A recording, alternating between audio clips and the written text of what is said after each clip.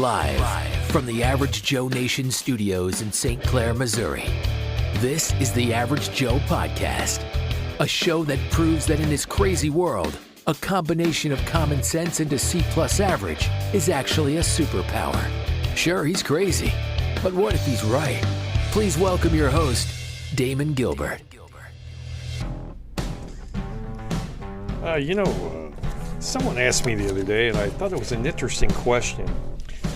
A friend of mine said, who do you think is responsible for all this? I mean, what's going on in the world right now? We've got a war in Ukraine, and I mean, you can call it a special military operation all you want. It's still a war. When people die and people are shooting at you and they die or they get blown up, it's a war. I don't care what you call it. So what's causing that? What caused, who's responsible for all this? Who's responsible for COVID-19? Who's responsible for inflation? Who's responsible? I mean, you can lay it at the feet of Biden, that's for sure.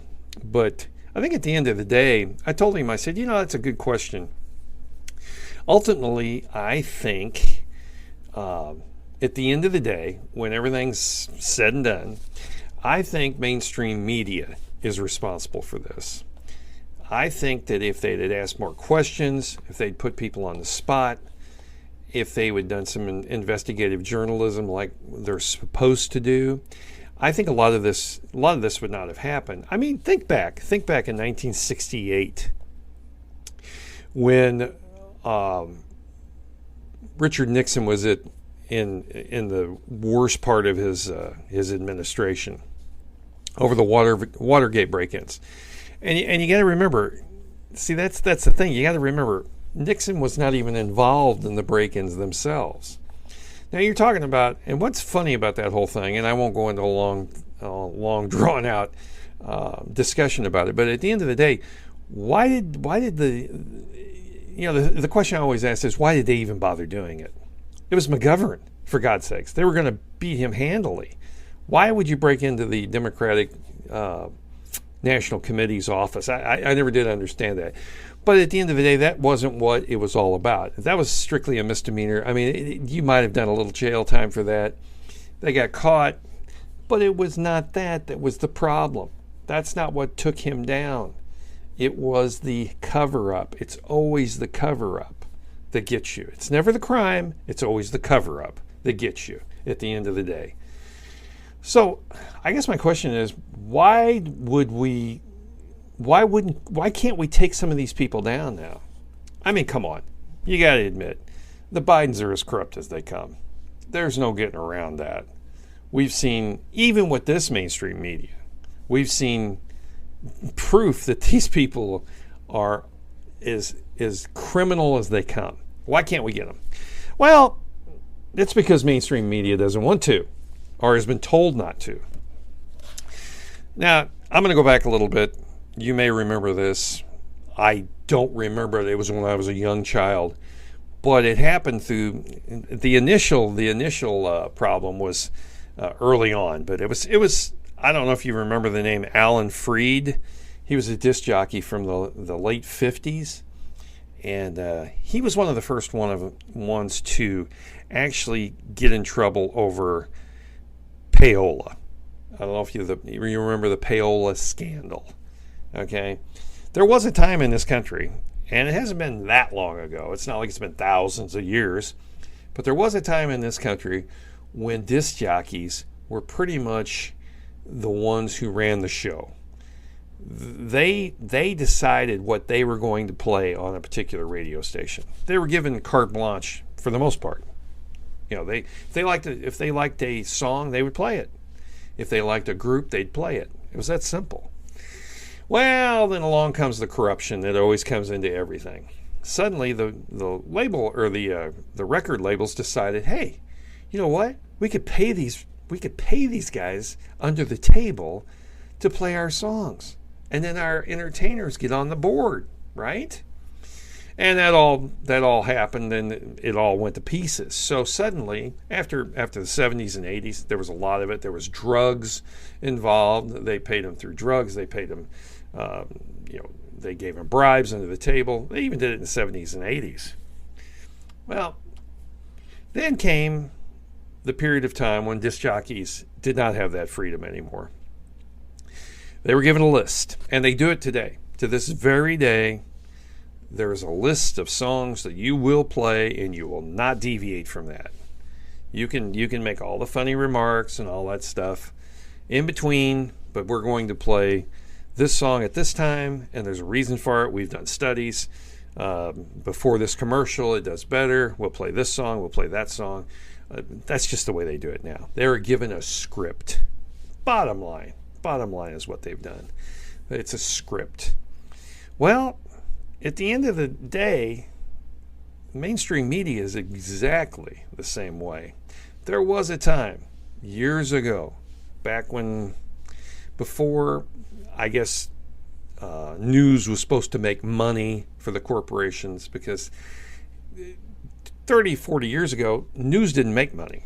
You would have a broadcasting license, ABC, NBC, CBS. That was basically it. That's all you had at the time. That was back when we had 3 channels. They didn't make money. The money was made with the entertainment end of it, and it just held up the news end. So they really didn't pay a whole lot of attention to it. And then along came cable. Oh my God. Then suddenly we had 24/7 news, and we were trying to make money at it. And suddenly we had to, the people on TV were not journalists anymore. That all went out the window. Program directors today in the news business, from everything I've read, and I've never been in this business, but I've read enough about it to understand how this works. It works like this in any other type of industry you're in. Most of the time, program directors, just like supervisors or bosses or foremen or line workers, whatever you want to call them, the guy that's in charge. He's like the sergeant of the common people, of the grunts, right? He didn't get that job because he's smart. He got that job through attrition. He just happened to be at the right place at the right time. They have no clue. These news guys have no clue. They don't know what's going on. They're handed a script. And their bosses have told them, hey, we're going to talk about A, B, and C. We're not talking about D. So D goes out the window. You don't even talk about it. Okay, we'll do that. They're like seals. Slapping their hand. They just do as they're told. So the reason I bring this up is because a friend of mine said something the other day. Well, hey, and here's what the bottom line is mainstream media is 100% responsible for what's going on in the world today. Not directly, but when you don't report on it and you don't pick out and you don't dissect these things and demand answers for it, people who are evil, who want to do harm, who want to run the show, will run rampant when no one demands responsibility for things. That's what happens. You can see it every day at the White House press briefing, okay? You've got probably now since COVID's over, we've got 30, 40 reporters in the room, and you've got this idiot redhead trying to explain why Biden said something the day before that made absolutely no sense. Or he said something so stupid that if we don't retract it and correct it, we could be on the verge of World War III. Okay, that's who we've got in the White House right now. We've got a nimble, geriatric fossil who's demented. Did you see him the other day? He was trying to shake hands with people that weren't there. I mean, how long are we going to put up with this? Really? Because that's for another day, if there is another day. But my point is that I think that it should be more like the British House of Parliament, the House of Commons, the question and answer section. Have you ever watched that? Because it's interesting. The Prime Minister will get up there and explain something that he or she has decided to do, and people in the crowd will go crazy. They'll be yelling and screaming. It's amazing. I don't know if you've ever seen it, but it's great because when they say something that's completely, totally bullshit, the place goes nuts. Or if they say something that their side likes, then their side applauds them. It's great. If you've ever seen it, it's a great system. It prevents these people from saying something and because of the lack of response, the commoner, the person who's watching it on TV thinks, well, that makes sense. Even though it doesn't. Even though it makes complete... I mean, I've been watching sometimes when they have these press conferences, and they'll say something, and I just go nuts, because it's like, that's not true. That's what I wish would happen at the White House press briefings, because you got an entire group of mainstream media sitting there, and Psaki will get up there and say something that's a complete and total lie. And everybody in the room knows it, including her. She knows she's lying. The press knows she's lying. She knows that the press knows she's lying. And no one says a word. Ducey from Fox is the only one that takes her on. He's the only one in the entire group that says anything. And he's very polite about it. He'll bring up her own words or Joe Biden's own words, and then he will show that he's contradicted those words or said something completely opposite, not 5 minutes later. And he wants an explanation for that. And I think that's great. That's fantastic. That's doing journalism. That's called putting their feet to the fire. But the problem is he gets called a son of a bitch, a dumb son of a bitch, I believe she said. She quoted. What I would like is for the entire mainstream media, when she says something stupid, to do like the Common or the British House of Commons or the British Parliament does, and just go off on her. I mean, yell and scream, call you a liar. That's not true. Shut up, you stupid redhead. I mean, I wish they would do that.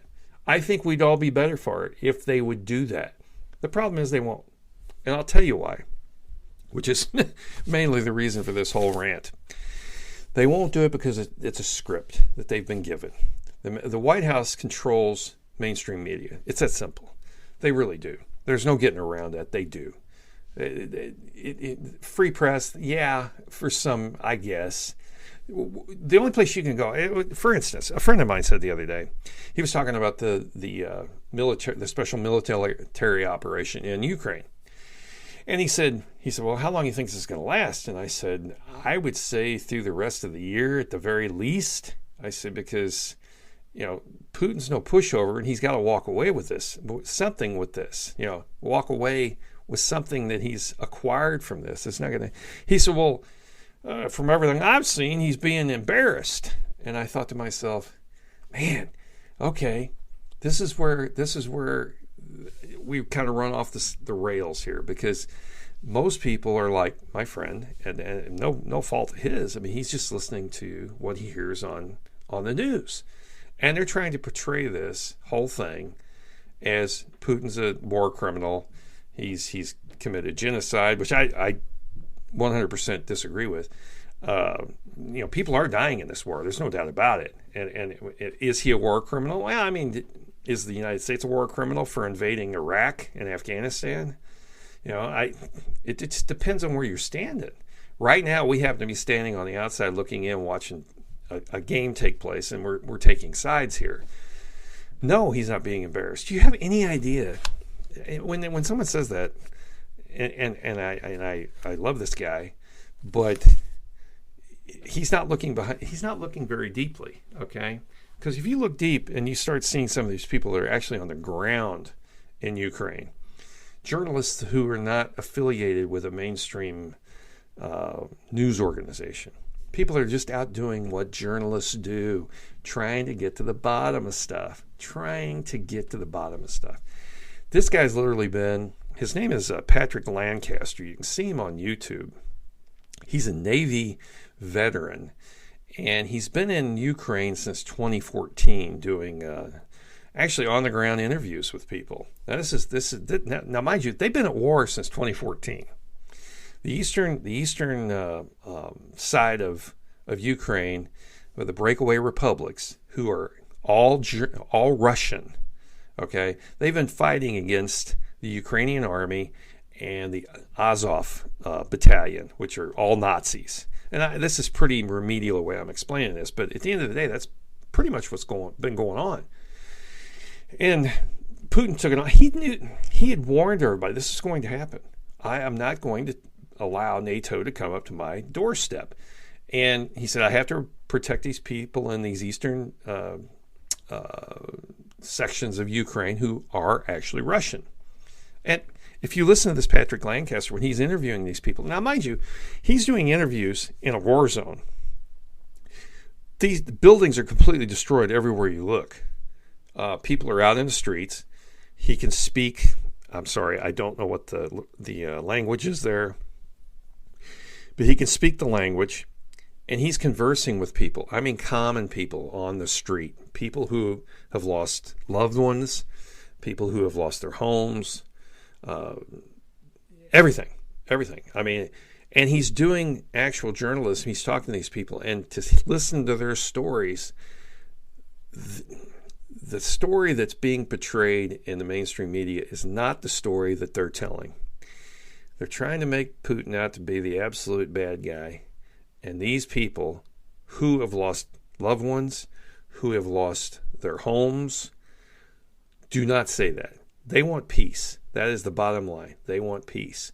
But at the end of the day, the stories they tell about the Ukrainians, the Ukrainian soldiers, are not good ones. I watched probably a couple hours of this the other night, and these were things that happened just in the last couple of days. And I'm not going to get into the names of the towns. Are so hard to pronounce, but it's one that's it's a very strategic town that he was in, and the Russians had just pushed the Ukrainians back out of this town. And to see him go up and talk to Russian soldiers that were literally trying to help these people, you could tell they were. These people in this town, they were coming out of a bomb shelter, and the story that the Russian soldier was telling was, yeah, we had to do this because the Ukrainians were using them as human shields. They were firing on us right alongside the school that had a bomb shelter in the basement, and we couldn't fire on them because we knew that there were probably 500 people in that bomb shelter. But we were able to fight these guys back, and now we're taking them out. And and some of the people said when they got back, they talked to him a day later, said, yeah, the Russians gave us food and all this. I mean, it's not being portrayed correctly. And I tell you what, when my friend said that that Putin is being embarrassed, look, guys, if you're going to go fight a war or a special military operation, what are you going to send your best right at first? Are you? I mean, if you think it's going to be, you don't want to send your A team in immediately. You know what I mean? You're going to send the old tanks, the old trucks. I mean, they get blown up. Whatever. Believe me, if Putin wanted to take this place, if he really, really, really, really wanted to take this place, take Ukraine and take Kiev and all that, believe me, he could. He could. Okay? He could bomb it back into the Stone Age. He could bomb it so bad that you wouldn't even know that people ever lived there. If he wanted to. But see, he's not stupid. He may be crazy. He may be a lunatic for all I know. But he's not stupid. He's seen and he knows what hand-to-hand combat looks like inside of an urban environment. He's seen the United States do it numerous times. It took forever. Just as an example, back in the 60s, we were supposedly, between us and Russia, we were one of the greatest militaries in the world had ever seen. Ever seen. Nothing better than what we had. We had the best equipment, the best highly trained people. We had all the electronics. We had nuclear weapons. We had, you name it. We had it all, okay? And yet, we were beat by people in Vietnam that were literally in loincloths, carrying a single-shot rifle. I mean, we couldn't beat them. We couldn't. So Putin's looking at all this and he's going, hey, here's what we're going to do. We're going to fight them in the rural areas, and we'll butt up against these towns a little bit, try to push them back, and then we'll surround them and starve them to death. That's what's going on right now. He has no intentions to take Kiev. It doesn't matter. Zelensky, that guy was pulled out of Central Casting. They grabbed him. They looked through a book of people that could play this part and said, oh, we like this guy, Zelensky. Let's pick him. He'll play our president. That's what this is all about. And I blame mainstream media for all of it. I really do. They want a hot war. That's what they want. They're pushing right now for a hot war. You and I both know that's what's going on. And if you don't, you need to look at it a little bit closer, because that's what they're wanting. And I think that if they keep it up, we're going to have one by the end of the summer. That's what I look at. Or maybe even sometime during the summer. We're going to have a hot war on our hands. Because from what I hear and what this Lancaster's saying and other independent journalists, they're saying there are Americans there now, okay, on the ground with guns on them, okay? So this is not going away anytime soon. I had another friend said, I think this is going to be over in 2 weeks. I don't know what we base that on. This is not going to be over in 2 weeks. No. And another thing, why is mainstream media not asking the questions of the President of the United States and his spokesperson? Why are there not negotiations going on? Putin said, you know what Putin wants. He wants those two republics, and he wants neutrality. That's all he wants. Because at the end of the day, this is how this is gonna play out. Okay. Ukraine's going to become neutral, just like Switzerland and the Netherlands, and we want the Nazis out, and we want these two republics to be Russian again. That's all he wants. That's all he wants. And he doesn't want NATO on his front door, which we would be the same way if the Warsaw Pact was still in power and we're sitting in Mexico. We would feel the same way, and you can't fault him for that. Of course he's right. He's right. And as far as destroying the Russian economy, the ruble's back up. It's above where it was before this whole thing started. So no, these sanctions that Biden keeps bragging about are not hurting Russia. I've seen interviews by other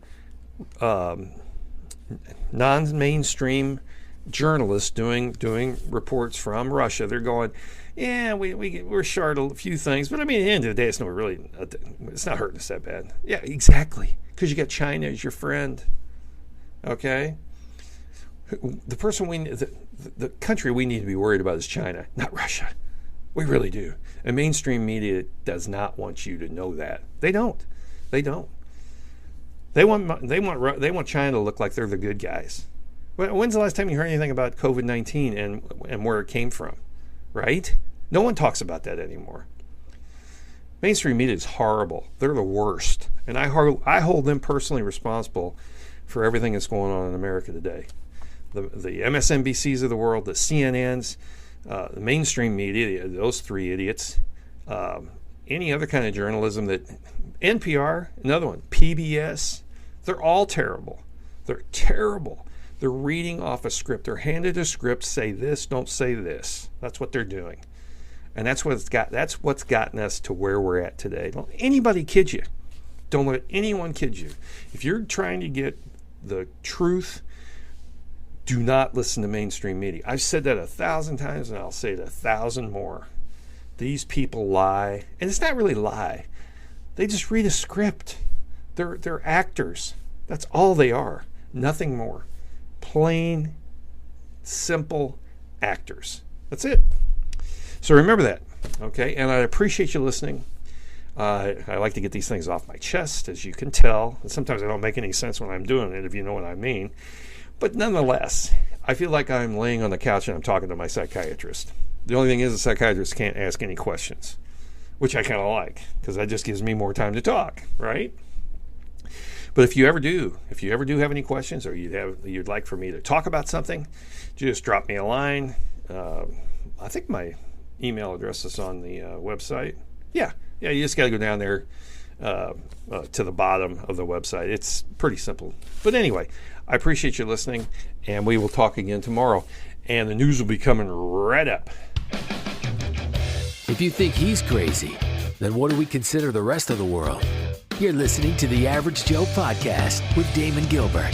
All right, and we're back with the news, or at least the news that I think is important today. And this is April 18th. It is actually IRS Day. that's another story. Probably not news to anyone, but nonetheless. First story is I want to talk about Joe Biden. Of course, why wouldn't I? But I don't know if you've ever had a situation where people you know work somewhere, or they have family that works somewhere, and you get kind of the inside dope on what's going on, and maybe I don't know, it could be a bank, it could be a store, it could be whatever. You know, people love to gossip, right? Well, apparently, some family people, from people who have family who work inside the White House, okay, they're saying that Joe's cognitive decline is getting to the point where they're having trouble controlling this guy. Apparently, he wanders around lost in the White House, and they have trouble controlling him, his emotions, and so forth. For instance, I mean, I've seen it. His anger, come about when he's talking to reporters. You'll see less and less of him interacting with anyone here over the next couple of months, would be my guess. Over the next 6 months. I don't think he's going to make it to the end of the year, so they're going to have to figure out something. But from insiders, that's what they're saying. He walks around lost in the White House. And people are saying, well, isn't that terrible that Jill does this to him? And you know what? I don't care. This guy's as corrupt as they come. He's a corrupt politician. He's been a corrupt politician his entire life. If this is his hell on earth, then so be it. I don't feel sorry for this guy at all. And as far as I'm concerned, Jill Biden can keep doing exactly what she's doing. She's as evil as he is. Okay? They're both getting exactly what they deserve. So, into that story. Oh, and speaking of Jill, the second story has something to do with that. Biden, now, who has told everyone that he is a devout Catholic.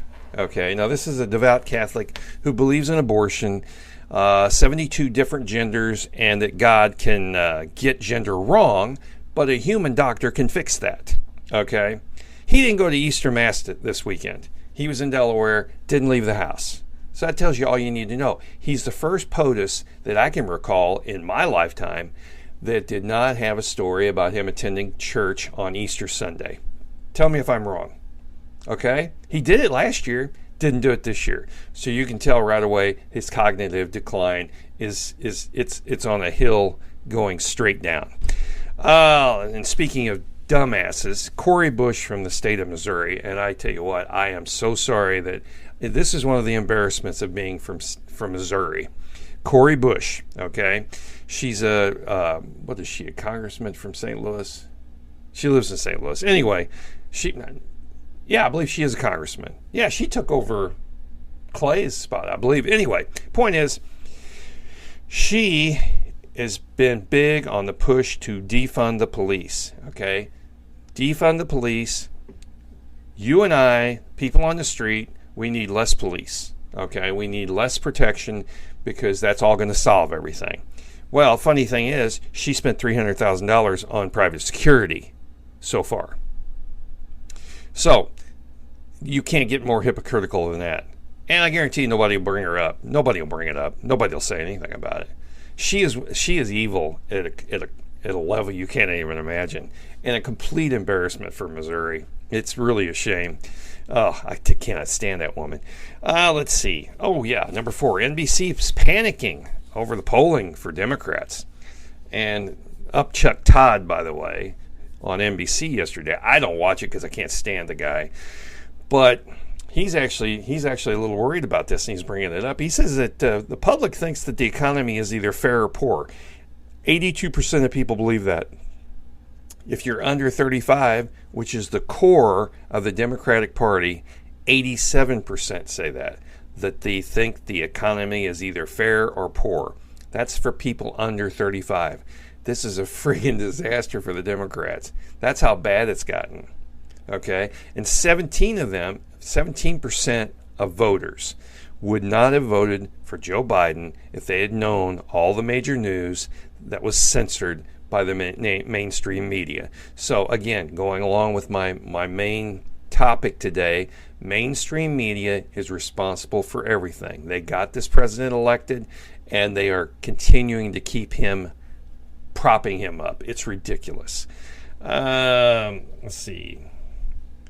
73% of Hispanics in Nevada voted for Joe Biden, supposedly, in the 2020 election. That is down to 52% that support him today. It is a disaster for the Democrats. It really is. Yeah. Whether or not the Republicans can do anything with it once they get the control of the House, I really don't know. It's theirs to lose, and believe me, they probably will screw it up.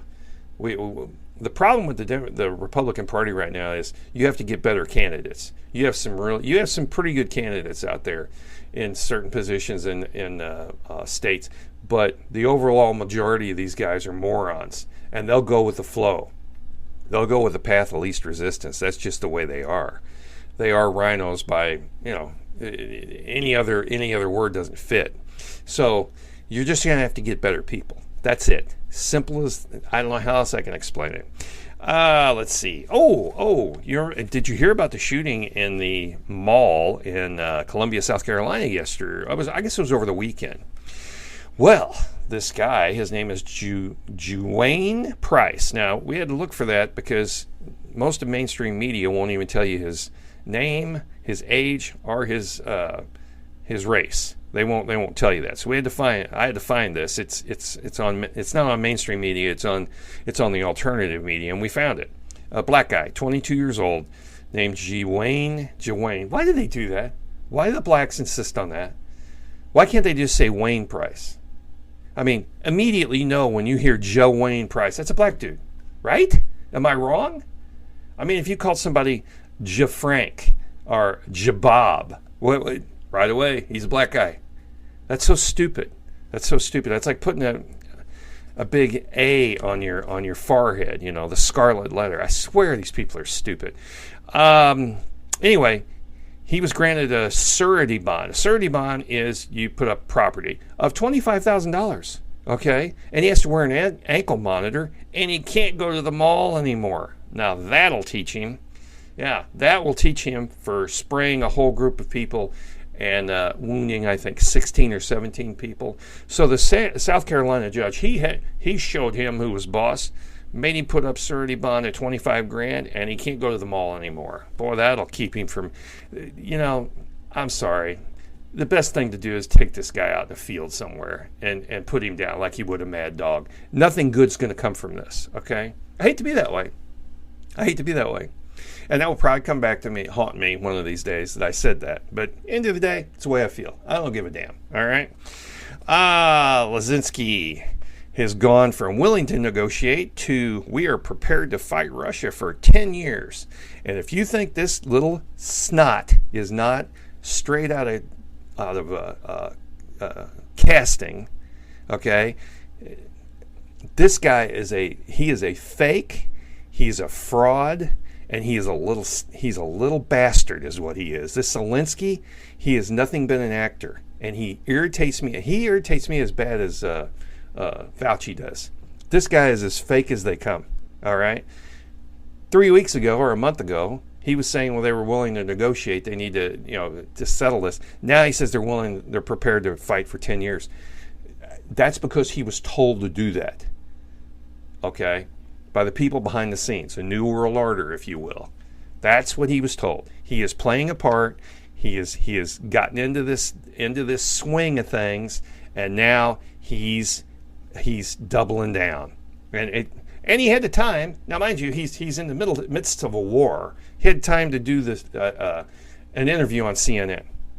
That just absolutely cracks me up. He talks to the public more than Biden does. He really does. Yeah. It tells you everything you need to know. This guy is an actor and a scumbag is what he is. He is out for himself and nobody else. Don't let anybody kid you. This guy is a fraud. Speaking of frauds, Chris Coons, the Democrat from Delaware that took over Joe Biden's Senate seat, says that America should send troops to Ukraine. He compares it to Syria. We don't need another Syria. Yeah, that went real well for us. Yeah, the guy that was in charge is still in charge in Syria, which, I mean, I don't know why we ever fought him or even tried to kick him out of office. I don't know why we did that. I still don't to this day. And what's funny is Siri is completely off the front page. Have you noticed that? Have you heard anything about that? What they do? Just pack up all their toys and go home? No, of course not. Of course not. It was a losing battle, so they gave it up. You remember the rebels, the freedom fighters that we were trying to support and all that? We cut them loose and said, bye-bye. Didn't work out, so we're going to move on. Yeah, that's exactly what we did. Chris Coons is an idiot. He knows because he's got gray hair, he's not going over to fight, and I damn sure guarantee none of his grandkids are. But he's more than willing to send your grandkids to battle in Ukraine. That's what he's looking at. That's what he's looking at. He ought to be arrested for that statement alone, I swear. Also, Zelensky on CNN says that Biden will visit Ukraine. And he's quoted, I think he will. Biden can't even spell Ukraine, okay? He has no idea what he's doing. So that would be a great thing. I think it would be very interesting to see Biden go over to Ukraine. I'm all for it. I really am. Let's send his ass over there. Here's a great one. You probably haven't heard about this, but a parent, and I believe it was a woman in Austin. Of course, it says, well, it did say her husband. I was going to say its husband. I thought maybe it was a gay couple. But anyway, Austin, Texas is the ground zero for the lunatic left in Texas. Austin, by all measurements, is the center of that. I don't know if you're aware of that, but Austin, Texas is one of the most liberal cities in Texas. It is the head. It is the mothership for the lunatic left.